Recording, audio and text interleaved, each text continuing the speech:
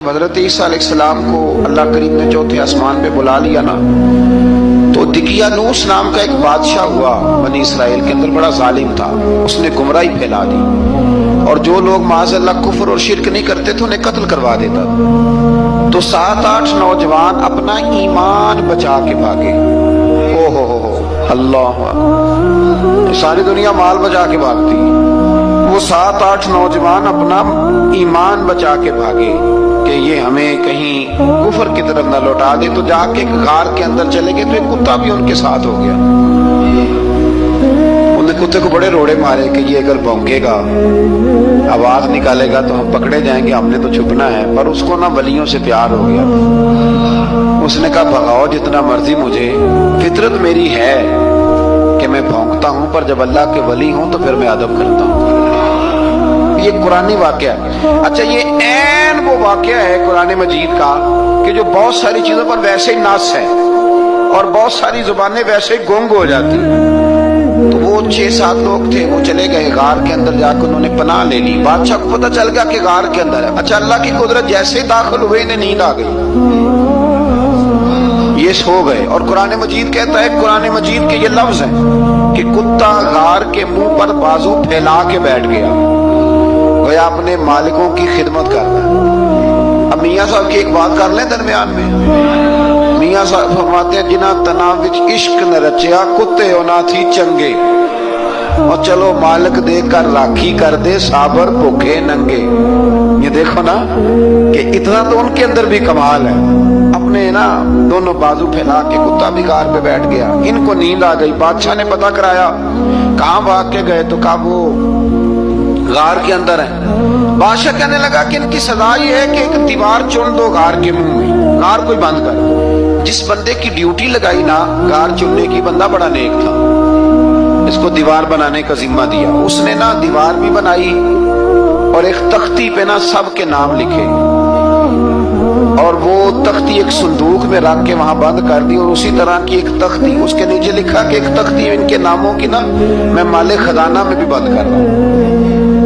اللہ تبارک و تعالیٰ کی قدرت کے بعد مفسرین نے لکھا ہے وہ 100 سال تک سوئے رہے، اور بعض نے لکھا ہے کہ 300 سال تک سوئے رہے۔ 300 سال کے بعد اس طرح ہوا کہ حکومتیں بدل گئیں۔ بیدروس نام کا ایک بادشاہ آ گیا، وہ بڑا نیک دل تھا، اس نے ہر طرف حضرت عیسیٰ علیہ السلام کی شریعت کا پھر سے نعرہ بلند کیا۔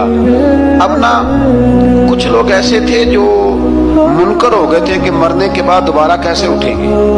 بادشاہ ایک دن اجرے میں گیا، جا کے دعا مانگی، یا اللہ کوئی ایسی بات دکھا جس سے لوگوں کا ایمان پکا ہو جائے۔ اس طرح کے بادشاہ ہوا کرتے تھے۔ تو رب کریم نے کہا میں نے تو پہلے یہ راز چھپا کے رکھا ہوا ہے، کھول دیتے ہیں۔ اس نے دعا مانگی، اور ادھر کیا معاملہ ہوا، ایک چرواہا بکریاں چرانے والا وہاں سے گزرا۔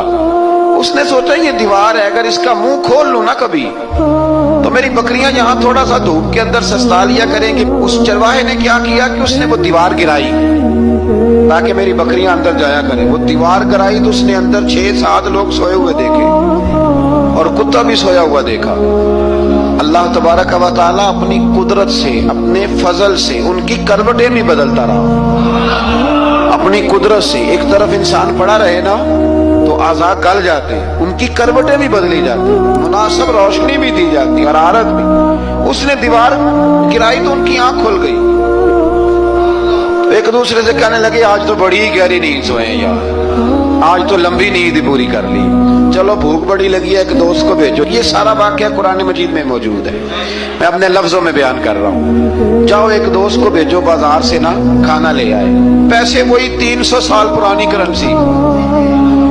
وہ جب نان بھائی کی دکان پہ گیا نا سامان لینے، اس کو پیسے دیے تو نان بھائی نے ہاتھ پکڑ لیا، کہنے لگا میاں تو کدھر سے آیا، یہ کون سے پیسے؟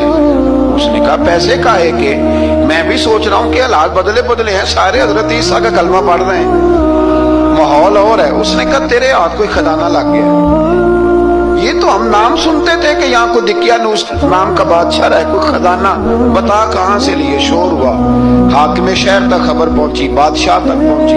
اس نے بتایا کہ بھئی ہم تو دقیانوس کے ڈر سے بھاگے ہیں، کل بھاگے ہیں یا آج سویرے، اتنا زیادہ ہمیں پتہ نہیں، کل یا آج سویرے بس نا اتنا سا ہمیں یاد ہے کہ کہ ہم گئے تھے بہرحال لوگ جمع ہو گئے اکٹھے ہو گئے غار تک پہنچے. اب جو غار کے اندر تھے وہ پتا کہتے لگتا ہے ہمارا دوست پکڑا گیا ہے. تو اب بندے جمع ہو وہ اندر ڈر رہے تھے تسبیح کر رہے تھے اللہ کو یاد کر رہے تھے. ادھر یہ پہنچ گیا جب ان لوگوں نے یہ جیتا جاگتا رب کے فضل کا نمونہ دیکھا اور بادشاہ نے کہا کہ یہ کیا ہے. صندوق کھولا تو اس کے اندر وہ تختی لکھی تھی کہ یہ ان کے نام ہے. یہ دقیانوس سے ڈر کے بھاگے ہوئے ہیں یہاں یہ سو رہے ہیں اور اسی کی ایک تختی میں نے فلان جگہ بھی دفن کیا وہ تختی بھی وہاں سے نکل آئی. اب سب لوگوں کی آنکھوں میں آنسو آئے اور سب کہنے لگے لا الہ الا اللہ لا الہ الا اللہ لا الہ الا اللہ. سب کہنے لگے ان اللہ علی کل شیء قدیر. جب ان کی بات پوری ہو گئی لوگوں کے ایمان پختہ ہو گئے تو اصحاب کہف کہنے لگے کہ ہمیں اب اجازت ہے ہم پھر دوبارہ غار میں جاتے ہیں. وہ غار میں گئے تو رب نے پھر انہیں موت عطا فرمائی نیند عطا فرمائی تحفہ دیا. بادشاہ نے پھر اس کے آگے دیوار بنائی اور وہاں بادشاہ نے ایک مسجد تعمیر کرا دی. لوگ زیارت کرنے جاتے. یہ اصحاب کہف کا ذکر ہے. اب یہاں ہمارے مفسرین نے لکھا ہے کہ وہ جو کتا تھا نا وہ بھی ساتھ ہی تھا. اللہ قیامت والے دن اسے انسانی یا تو انسانی شکل ملے گی یا جیسے رب کا فضل ہوگا رب کریم اسے بھی جنت عطا فرمائے گا. اس نے تبلیغ کی دین کی. اس نے کیا کیا تبلیغ کی نمازیں پڑھی روزے رکھے حج کیا 10 ہوتے صحیح اس کیتا کی. اسی آخیے نا خدا کے فضل سے ہم پر ہے سایہ غوث اعظم کا. ہمیں دونوں جہاں میں ہے سہارا غوث اعظم کا. لوگ پریشان ہو جاتے ہیں کہتے ہیں کس طرح کی بات کرتے ہو. تو میں نے کہا اصل میں تیرا عقیدہ کچا ہے. وہاں تو کتا چلا جائے ولی کے پاس